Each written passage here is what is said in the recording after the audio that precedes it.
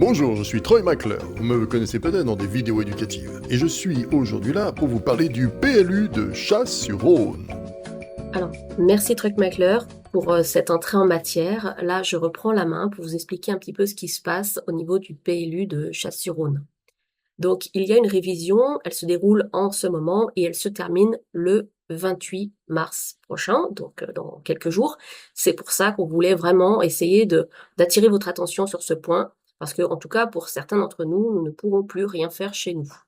Donc, notre avis sur cette révision, c'est déjà qu'il n'y a pas eu assez de concertation ni d'information. Pas assez de concertation sur ce qui allait être modifié en amont, ni d'information sur cette révision, puisque lors de la réunion publique qui a été organisée le 14 mars, moins d'une quinzaine d'habitants étaient présents. Pour nous, il y a beaucoup de désaccords sur ces nouvelles règles de zonage, je vais vous en parler, et puis des questionnements sur l'aménagement de certains projets. Mais surtout, le plus important, ne vous écoutez pas sur parole, vous devez vous faire votre propre opinion, parce que d'abord, peut-être qu'il y a des choses que nous n'avons pas vues nous-mêmes, ensuite, peut-être vous ne serez pas forcément d'accord avec ce que nous, on va vous dire. Mais il est important que chacun se saisisse de cela. Alors sans transition, pour les zonages justement, la commune, vous voyez sur la carte, est divisée en plusieurs secteurs. Là, vous voyez uniquement les zones qui sont classées en UC. Et ces zones qui sont classées en UC vont maintenant être divisées en 4 sous-secteurs. Auparavant, sur ces secteurs-là, il n'y avait pas de coefficient d'emprise au sol imposé. À partir de maintenant, il y en aura un qui sera compris entre 0,15 et 0,30. Alors cette emprise au sol, ça peut être un local, un abri, des zones couvertes, garage, carport, piscine, tout ce qui met une empreinte au niveau du sol. Donc vous comprenez bien qu'on a vite atteint la norme de 15% de son terrain à 30% de son terrain, puisque c'est comme ça qu'il faut le calculer. Tout ce qui est plateau en UC3, ce sera 0,15, UC2, 0,20, UC1, UC4, 0,30. On pense peut-être que les personnes qui habitent en bas de chasse s'en sortent mieux. Il faut quand même pas oublier que ce sont là les plus petits terrains de la commune.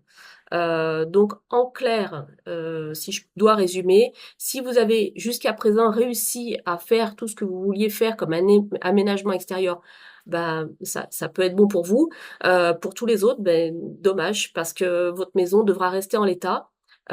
Ces pourcentages-là correspondent quasiment à ce que votre maison occupe déjà sur votre terrain pour la plupart d'entre nous.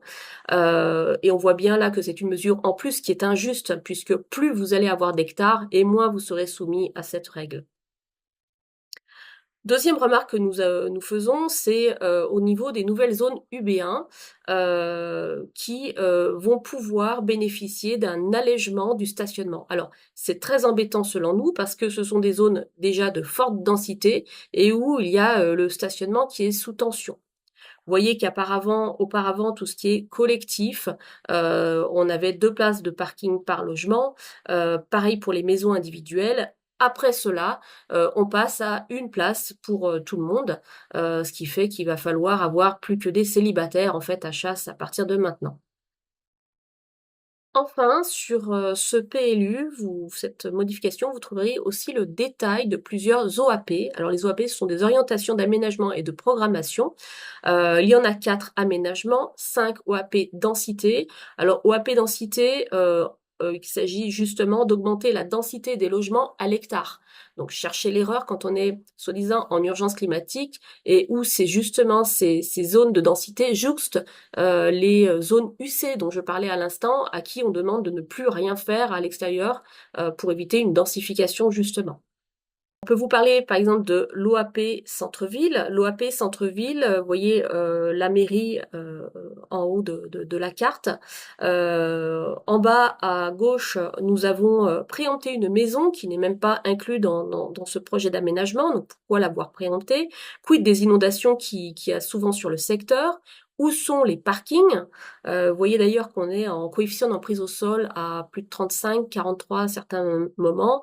Et bien en fait, le carrefour de la montée Saint-Martin, beaucoup de personnes attendent qu'elle soit aménagée. Et là, je vois pas comment ça va pouvoir euh, être fait sur ce plan, en tout cas à minimum. Ensuite, nous passons à une autre OAP, c'est l'OAP Fonds Famuneuse. Alors, c'est celle qui correspond à la place Jules Ferry. Donc, sur cette place Jules Ferry, on découvre à ce moment que visiblement, le restaurant scolaire va être rasé, puisque je vois, moi, des immeubles en R plus 3 étages qui seront contre la rue qui est déjà bien étroite. Avec un CES toujours à 52% hein, ou 56% à côté d'une zone UC qu'on a grévée à 0,30. Pour cette zone, on peut aussi remarquer que beaucoup de personnes auront un nouveau vis-à-vis, il y aura moins de lumière, et puis les stationnements, il est prévu de les mobiliser plutôt sous le viaduc de l'autoroute. En revanche, il me semble que cette zone-là n'est pas propriété de la mairie, il me semble que c'est une concession ASF. Cela pose la question de la pérennité de cette solution. Quant à l'OAP du château, alors pour l'OAP du château, vous êtes au courant que les écoles ont été fusionnées. Alors où sont les espaces de circulation nécessaires? Où sont les parkings agrandis? Quant au parking justement pour les personnes qui vont habiter cette zone, elles sont prévues majoritairement en sous-sol. Donc il me semble avoir vu 92, ce qui fait que vous le savez très bien, les gens vont pas utiliser les parkings en sous-sol. Ça va vraiment poser des problèmes aussi sur cette zone. Que peut-on faire et à quel stade est-ce que nous en sommes? Nous en sommes au point de l'enquête publique qui se termine. Je rappelle que c'est uniquement jusqu'au 28 mars. Alors comment agir? Plusieurs choses. D'abord, comme je vous l'ai déjà dit, renseignez-vous. Encore une fois, on n'a peut-être pas tout remarqué. Pour faire remonter vos remarques, écrire au commissaire enquêteur, alors par courrier, à l'adresse qui s'affiche, ou par mail, pareil, à l'adresse qui s'affiche. Ce sont des coordonnées que vous trouverez en mairie, en fait. Vous pouvez également écrire directement sur les registres. Il y a des registres qui se tiennent aux heures d'ouverture au siège de l'agglo et en mairie. Et vous pouvez également rencontrer le commissaire enquêteur directement lors des permanences qui doit rester en mairie. Je crois qu'il y en a eu 4, mais au moment où je vais pouvoir diffuser cette vidéo, il en reste 2. Encore une fois, attention, c'est jusqu'au 28 mars uniquement que vous pouvez faire remonter vos remarques pour qu'elles soient prises en compte. Alors, comment aller plus vite? Regardez directement dans le dossier mairie le document qui s'appelle pièce 1, motif et notice de presse. Je préfère vous le dire parce qu'il y a énormément de documents et que beaucoup de personnes m'ont dit mais on est perdu. Ensuite, vous pouvez également recevoir nos observations complètes si vous voulez vous en inspirer. Pour aller plus vite, à ce moment-là, vous nous écrivez en passant par Facebook, donc Chasseur avant tout, vous nous écrivez en message privé afin que nous puissions vous envoyer tout ça.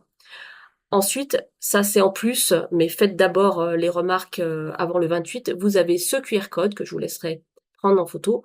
Par ce QR code d'ailleurs, vous pouvez avoir directement, vous pouvez me transmettre vos coordonnées mail afin que nous puissions faire remonter le nombre de personnes qui seraient susceptibles d'être de nos avis sur les points que j'ai évoqués. Je vous remercie et je vous dis à bientôt.